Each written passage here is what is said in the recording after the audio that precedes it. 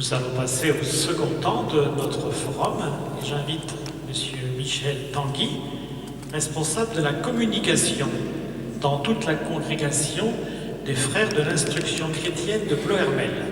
C'est lui qui a préparé et qui va diriger cette table ronde. Merci frère Christian.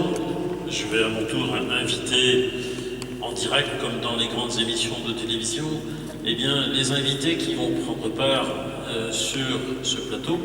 Et donc, dans les invités, Madame Audrey Lemarquand, qui viennent, Sœur Pierrette Honda, Père Willy Selman, le frère Michel Kiantega et Monsieur Éric Joyot, voilà, qui vont prendre place. Alors, bienvenue à chacun et chacune, et on a aussi la joie d'être en direct avec les 100 personnes des EHPAD de Saint-Laurent qui regardent en direct cette table ronde, ce qui fait que nous sommes plusieurs centaines à suivre cette table ronde en direct cet après-midi, et on les salue. Que veux-tu que je fasse pour toi ? Vous vous rappelez, c'était le texte de ce matin, avec en même temps confiance, lève-toi, il t'appelle. Alors, nos invités vont justement tour à tour et ensemble partager, témoigner, raconter des choses vécues, des choses qu'ils portent en eux, sur leurs expériences de vie, et puis leurs expériences d'hommes et femmes envoyés, engagés pour des missions et services. Et voir ensemble, qu'est-ce que ça veut dire être missionnaire aujourd'hui, quel sens ça a, et quels défis aujourd'hui se présentent pour les missionnaires ici et ailleurs dans le monde. Alors, je vous présente chacun de nos invités un petit peu plus. Madame Audrey Lemarquand, vous êtes salariée donc, en maison de retraite, en EHPAD, et aussi donc malentendante, en lien avec différents groupes, et vous travaillez à Nantes.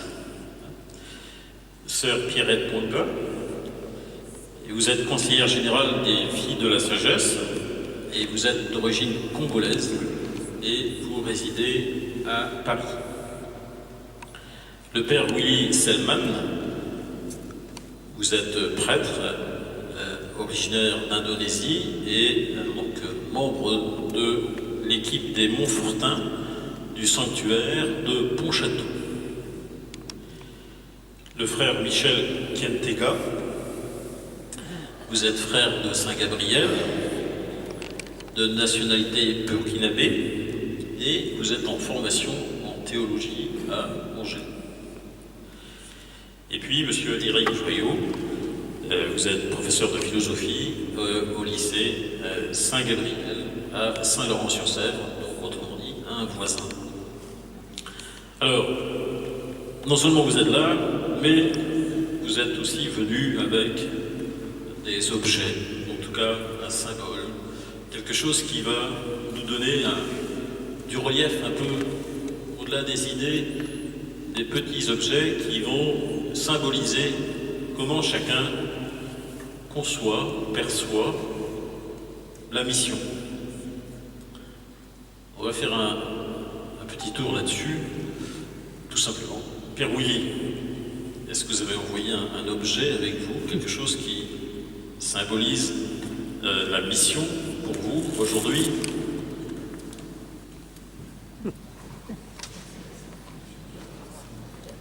Attention, il y a du suspense. Et puis c'est quelque chose qui s'annonce assez discret.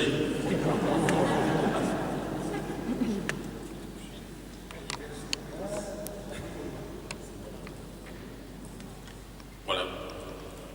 Père Willy, alors, allez-y si vous voulez.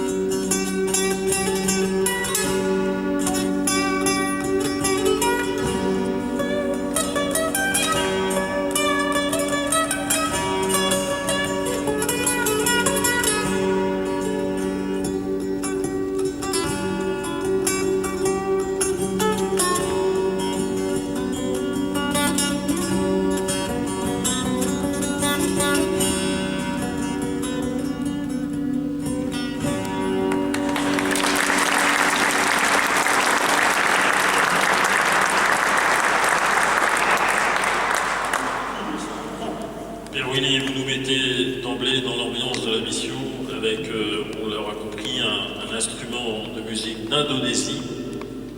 Voilà.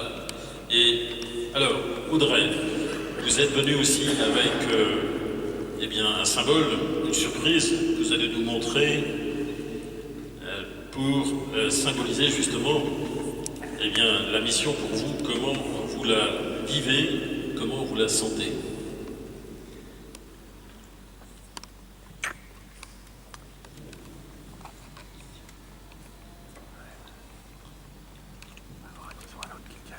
Alors le Père Jean est interprète avec Audrey.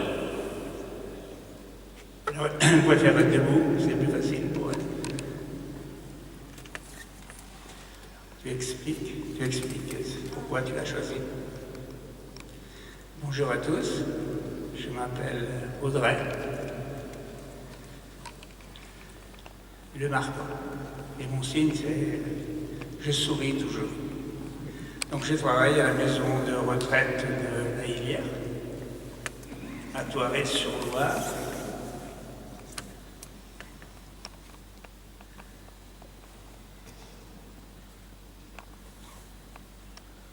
Donc je suis au service des malades, au service des retraités, de l'EHPAD. Je fais le ménage, je fais le service,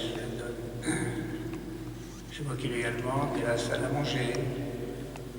J'essaie toujours de leur sourire, de dire un petit mot, une petite blague en passant.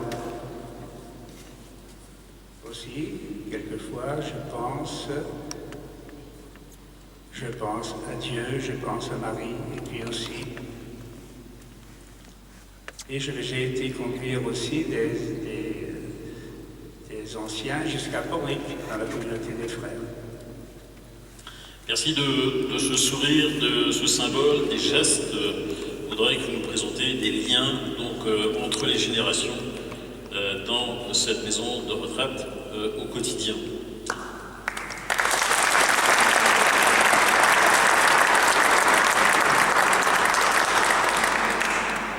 Frère Michel, je crois que vous avez aussi quelque chose que vous avez apporté, à présenter. Bonjour tout le monde. Alors, je vais commencer par demander pardon parce que je n'ai pas amené l'objet physiquement avec moi. Pourquoi? Pour 3 raisons. Parce que ce matin, je suis allé pour prendre l'objet et je me suis rendu compte que physiquement, je ne faisais pas le poids. Parce que l'objet me dépassait. Alors, je prends la résolution de remplir davantage mes assiettes à table pour pouvoir me faire de la force encore. Alors, la deuxième raison était que la porte de la basilique est très étroite, donc je ne peux pas faire entrer l'objet. Et la troisième raison qui me semble être la plus importante, c'est que si je déplaçais l'objet de sa place, j'aurais commis un acte anti-missionnaire. Donc du coup, j'ai mis une croix et je me suis contenté de venir avec juste une photo de l'objet. Que je vais vous présenter. Si ce n'est pas visible, voilà.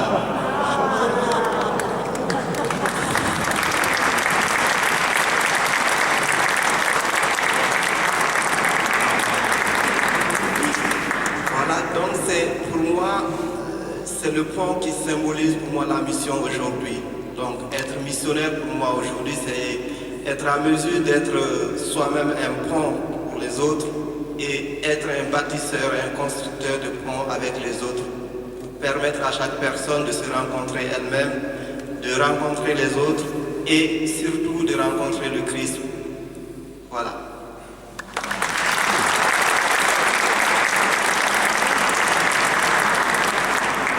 Merci Frère Michel. Sœur Pierrette, vous êtes chargée aussi. Vous avez amené quelque chose.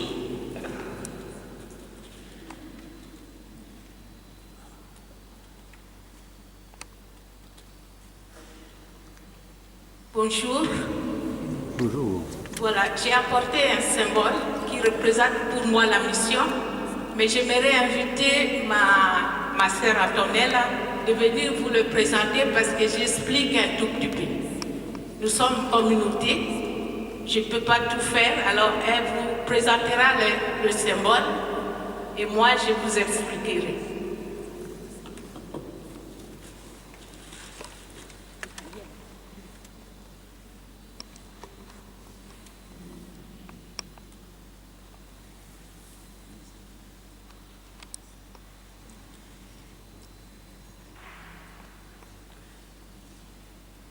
Est-ce que vous voyez bien mon symbole? Il n'est pas trop grand. J'ai apporté avec moi une femme travailleuse. Donc c'est une sculpture dans le bois d'ébène du Congo. Ce bois est connu par sa valeur, non parce qu'il est noir, mais parce qu'il est solide et résilient. Cette solidité me fait penser à la solidité de la femme au Congo, à son endurance devant la dureté de la vie. Cette figure de la femme travailleuse inspire autant les femmes, mères de famille, que nous religieuses. C'est ainsi que j'ai compris mon être de femme en mission, c'est-à-dire en travaillant, en se donnant au service de la vie. La grande expérience de ma mission, je l'ai passée dans les responsabilités auprès des aspirantes, des pré-novices, des novices, c'est-à-dire les personnes qui entrent en la congrégation. Puis, j'ai été nommée responsable des filles de la sagesse en République démocratique du Congo. Et actuellement, je suis au Conseil général pour l'ensemble de la congrégation.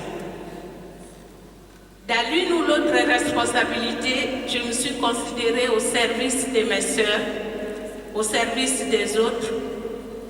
J'ai compris que je devais accomplir ma mission comme cette femme travailleuse, en étant résiliente et au service de la vie.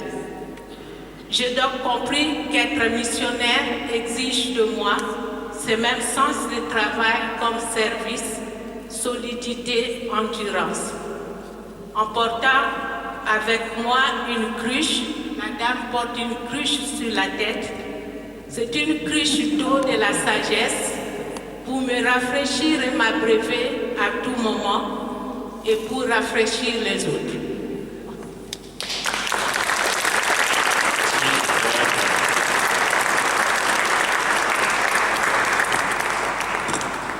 Que de symboles qui se succèdent et qui nous inspirent pour mieux comprendre la mission. Monsieur Eric.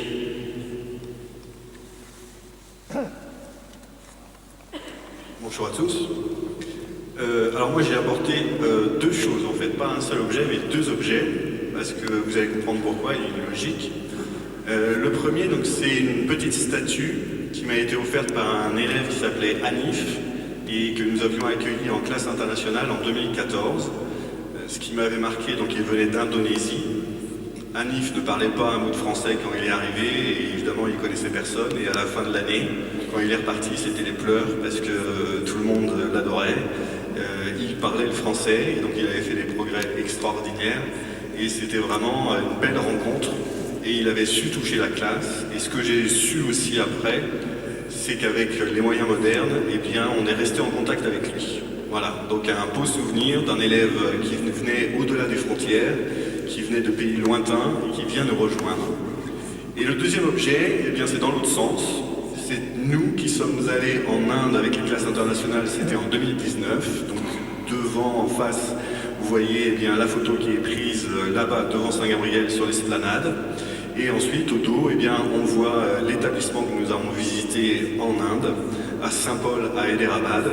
Et alors là aussi, ben, c'est nous qui nous déplaçons, c'est nous qui allons à la rencontre de l'autre, une autre culture. Et en même temps, c'est ce qu'on verra sûrement tout à l'heure, eh bien, on retrouve l'esprit de famille et on a l'impression d'être chez nous. Voilà, donc c'est ce sens de l'accueil. On accueille ceux qui viennent et on va pour être accueillis.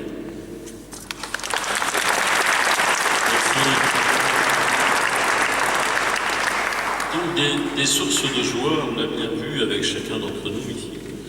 Et puis en même temps, on sait bien que la mission le terrain de la mission, ce sont aussi des difficultés au quotidien, des tensions, des conflits, des doutes. Et j'aimerais demander à plusieurs d'entre vous, eh bien, sur quoi vous vous appuyez quand vous êtes face à ces situations de doute, des moments où vous avez vécu des choses difficiles. Sœur Pierrette, par exemple, vous avez parlé du Congo tout à l'heure, et il y a eu des moments difficiles, il y en a toujours peut-être.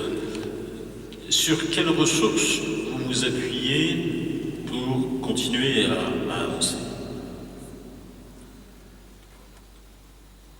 Eh bien, quand on parle du Congo, on voit tout de suite la vie difficile. Et pourtant, le Congo dont je fais partie, où je suis née, c'est la République démocratique du Congo. Bien connue par les rébellions et tout ça. Et ça, moi-même, je l'ai vécu pas très longtemps, en 97, où j'ai dû quitter les pays et m'exiler à Rome, avec les autres évidemment, parce que le supérieur voulait nous mettre à l'abri. Et donc, la mission, elle est difficile dans ce contexte-là.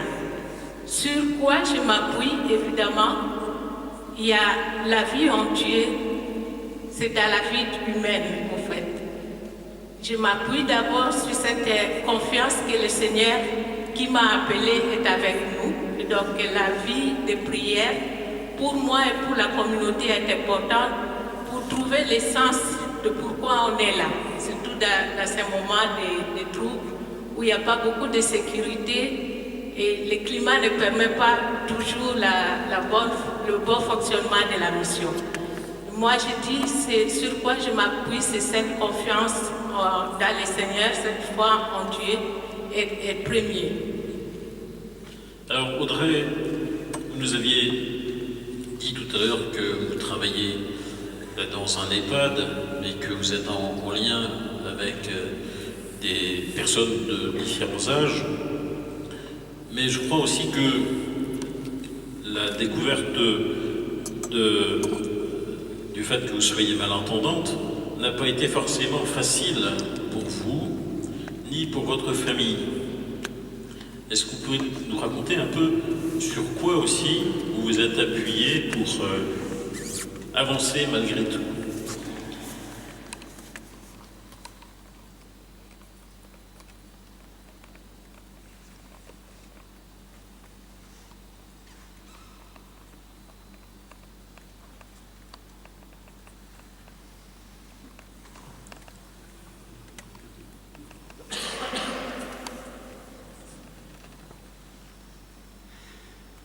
Quand je suis né, mes parents n'ont pas compris que j'étais sourd.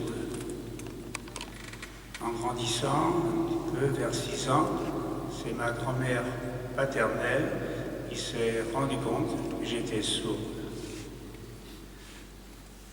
Il y avait beaucoup de monde et quelquefois je voyais les gens rire, mais je ne comprenais rien. Bon, c'est vrai, je parle un petit peu parce que je suis malentendante.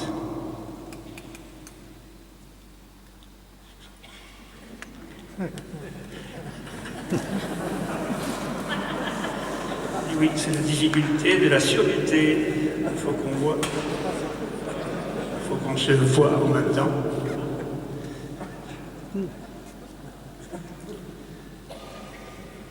Donc je recommence.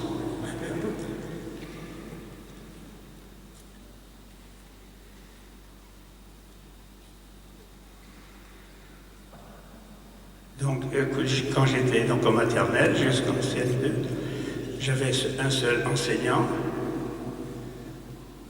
Mais après, au collège, j'étais complètement perdu parce qu'il y avait plein de différents professeurs. Donc, ça parlait de tous les sens. J'étais complètement perdu. Donc, je me suis rappelé que ça avait été très, très difficile. J'aimais pas les appareils, je ne voulais pas les supporter. Parce que d'abord, ça faisait trop de bruit et j'avais mal à la tête. Donc j'ai beaucoup souffert de ce côté-là. J'ai prié Marie, je souffrais, j'en avais un peu ras-le-bol. après la 5e, on m'a proposé d'aller avec des sourds, mais à Angers.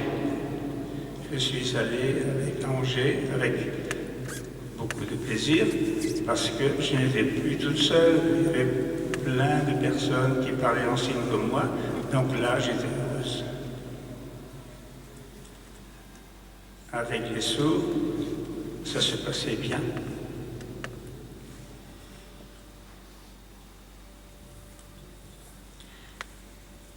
Mais ce qui était le plus dur, c'est toujours avec la famille, parce qu'ils ne me comprenaient pas toujours. Merci.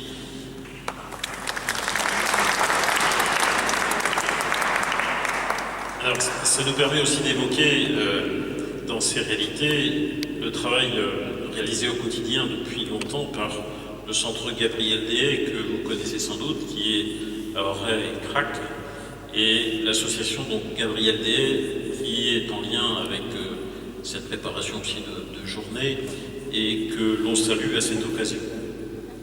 Alors, frère Michel, peut-être que de votre côté, Burkina Faso, vous avez vécu des situations aussi avec des difficultés, des réalités fortes. Est-ce que vous avez des éléments à nous communiquer là-dessus, à nous dire, et quelles ressources vous êtes appuyés pour continuer à aller de l'avant? Alors, à mon niveau, je commence par dire que je n'ai pas encore été missionnaire chez moi au Burkina, parce que après mes vœux, donc j'ai été envoyé au Sénégal, où j'ai enseigné pendant 5 ans. Alors, les difficultés, ça ne manque pas dans la vie des missionnaires, dans la mission, parce que quand on missionne, on s'attend à des résultats positifs, et ce n'est pas toujours le cas, parce que souvent on fait face à l'échec également, et surtout quand on est enseignant. Et ça me fait penser à ma première année d'enseignant, après juste le noviciat, une année de formation pédagogique. Et l'année suivante, mon provincial me dit, ben, tu prends une classe, il est derrière et il sait de quoi. Et figurez-vous, un jeune enseignant qui arrive devant une 50aine d'élèves dans une classe, et tu dois leur apprendre à écrire, à parler, pouvoir communiquer. Et au bout de 3 mois, tu te rends compte qu'il y a 5 ou 6 qui n'arrivent pas à lire et à écrire. Donc il m'arrivait à certains instants de me dire, mais qu'est-ce que je cherche chez les frères de Saint-Gabriel? Est-ce que je ne me suis pas trompé? Il va falloir que je retourne sur mon père, parce que là, c'est pas ma place. Et donc, parce que là, tu te dis, je n'arrive pas à accomplir la mission pour laquelle je suis venu. Et après, tu rentres en toi et tu dis, si c'est vraiment lui, si c'est vraiment le Seigneur qui t'a appelé, il doit être à mesure de te donner les forces et les moyens qu'il faut. Et où est-ce qu'il faut aller trouver cette force, ces moyens? Moi, c'était surtout dans la prière. Je me retournais dans la prière pour dire, Seigneur, si c'est toi vraiment qui m'appelles, donne-moi les moyens qu'il faut pour pouvoir répondre de façon effective, de façon positive à cette mission. Et là où je puisais également les forces, c'était en communauté, parce qu'on est appelé individuellement, mais la mission se mène communautairement avec les personnes, les confrères avec qui nous vivons en communauté. Et donc, je n'hésitais pas vraiment à partager ces difficultés pour dire, je rencontre telle difficulté avec tel élève, comment vous y prenez? Parce que je suis avec d'autres frères qui ont peut-être beaucoup plus d'expérience dans la vie missionnaire, dans la vie religieuse que moi. Et à travers ce partage, j'arrivais quand même à m'en sortir et à pouvoir répondre de façon positive à cette mission. Et donc, c'est là où je puisais dans la prière et la vie communautaire pour pouvoir tenir dans la mission.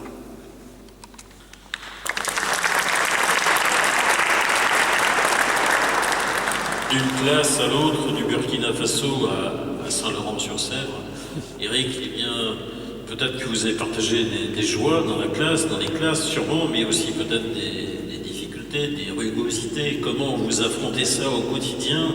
Est-ce que les joies de la philosophie rencontrent toujours les joies des jeunes? Alors évidemment c'est un défi. moi, ce qui me frappe assez, c'est qu'en regardant les parcours de ceux qui nous ont précédés, il y avait cette phrase qui me plaisait beaucoup, on est un peu des nains juchés sur les épaules de géants, et c'est ce qui m'aide moi aussi à tenir, c'est l'idée que que nous nous inscrivons en fait dans une continuité et un passage de témoin. Autrement dit, quand je suis arrivé à Saint-Gabriel, je me suis inscrit dans la pastorale, et puis de fil en aiguille, je suis arrivé à la tutelle. Et puis là, c'était Denis Bagnard, il écrivait les textes, il faisait les conférences, il intervenait devant les professeurs, et il m'impressionnait beaucoup. Donc, de quelle façon on peut tenir? On peut tenir de cette façon-là quand on voit des adultes devant nous qui prennent des responsabilités, qui s'engagent. Et puis, parfois, eh bien, les événements de la vie font que, en 2016, Denis Bagnard décède, et il faut s'inscrire dans la continuité. Est-ce qu'on peut continuer à marcher sur ses pas? Donc, c'est un peu tout naturellement que moi, je me glisse un peu dans ce sillage. Et donc, ce qui m'intéresse bien, c'est cette idée de source, c'est-à-dire en revenant à la source, Montfort, Gabriel Dehaye, et puis après tous ceux qui ont suivi, eh bien ça permet de donner du sens, ce qui fait que c'est sûr qu'il y a des moments où on peut se dire mon Dieu, les élèves, je les comprends plus, mon Dieu, les élèves sont d'une génération où j'ai plus les mêmes repères, et en même temps on se dit avant nous, eh bien il y a eu tous ces hommes et ces femmes qui se sont engagés à servir, à aimer, à éduquer, et donc finalement nous modestement, pourquoi on n'y arriverait pas? Et puis quelque part, c'est ça aussi que je trouve beau, c'est qu'eux nous ont donné l'impulsion en disant vas-y, à toi, à ton tour, de prendre le bâton de témoin et puis de regarder en avant. Donc quelque part, c'est ça, moi, qui me passionne, c'est cette idée de dire on regarde vers l'avant, on est en 2021, mais on va marcher vers 2030, et puis on va marcher avec ces jeunes qui nous sont confiés, on va faire un bout de chemin ensemble.